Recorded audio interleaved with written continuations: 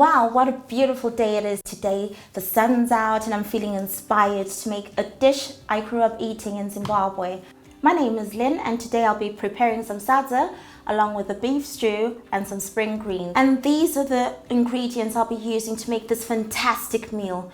I've got my spring greens, onions, my all-purpose seasoning, tomato. I prefer to use fresh tomatoes, but if you want, by all means, do use tinned tomatoes. Salt and pepper to taste. I have some maize meal here, which I'll be using to make the sadza, and we have the beef there for the beef stew. Okay, I'm going to cut the beef into small pieces, well, manageable bite-sized pieces to go into my stew. If there's too much fat on the meat, feel free to take it off as well. Here we go. I normally use the scissors for this, it's easier, but feel free to do it the way you like.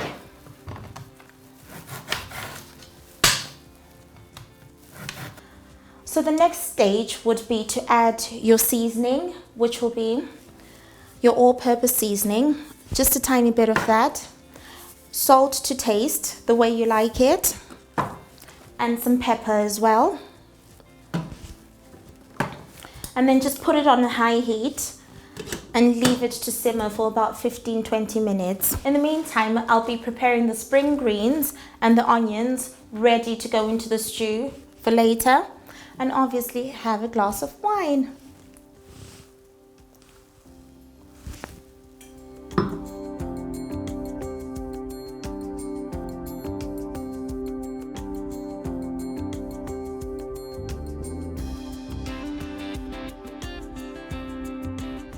This is the part I used to hate when I was growing up, because my mom used to make me cut the spring greens and she would make me cut them really thin. But as you can see, they're not as thin as she would have loved them.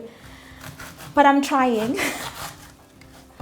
Okay, so now I'm going to make the sadza, and because it's a small pot, I'll be using half a cup of maize meal. It all depends on the size of pot that you're using. You might need to use 2 cups of these, or even 3, depending on the size. So it's just half a cup going into that. And I'm just going to add a bit of cold water and make it into a paste. And then add my boiling water all the way to the top.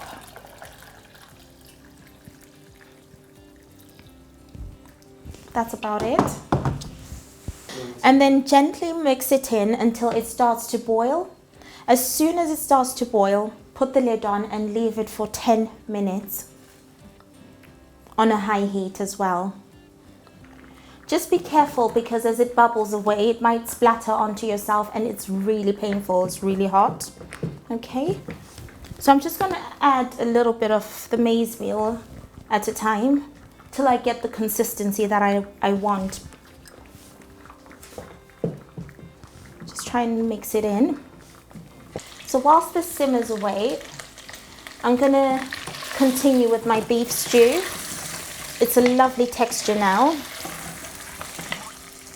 And I'm looking to add the onions now in a bit, once it browns off. So you just leave it fry off, render the fat. And at this stage, I personally wouldn't add any oil, but if you do want to add more oil, it's fine. But because the beef was quite fatty in itself, I won't be adding any oil. So now it's reached the stage where I want it to be. It's like a nice dark brown color. It's been fried off with the fat which has been rendered off the meat itself, which is really lovely because you don't have to add extra fat there. And I'm going to be adding the onions now. So now I'm going to add the onions into my beef.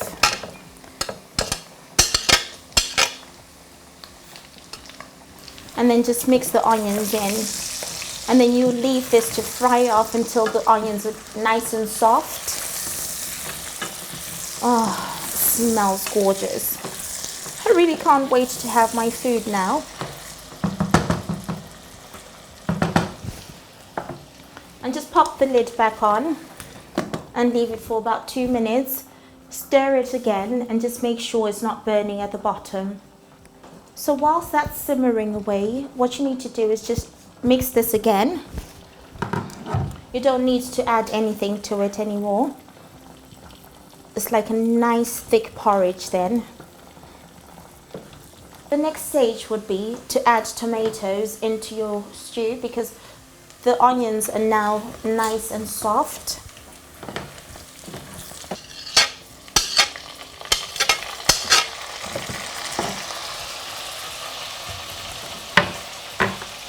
And just mix that in. And this would be the stage where you turn the heat down. I'm going to put it to a 3. That's a medium heat. So whilst that's simmering away, I'm going to do the spring greens. I'm just going to fry them off with a little bit of oil and a bit of salt as well. So that should be fine. And just make sure the oil is hot enough to fry them off. Just be careful, the oil can be really, really hot. Just gonna add some salt to taste. That should be enough.